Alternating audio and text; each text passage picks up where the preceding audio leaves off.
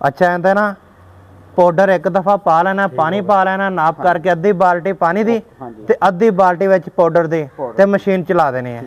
ਚਲਾਓ ਸੋ ਮਸ਼ੀਨ।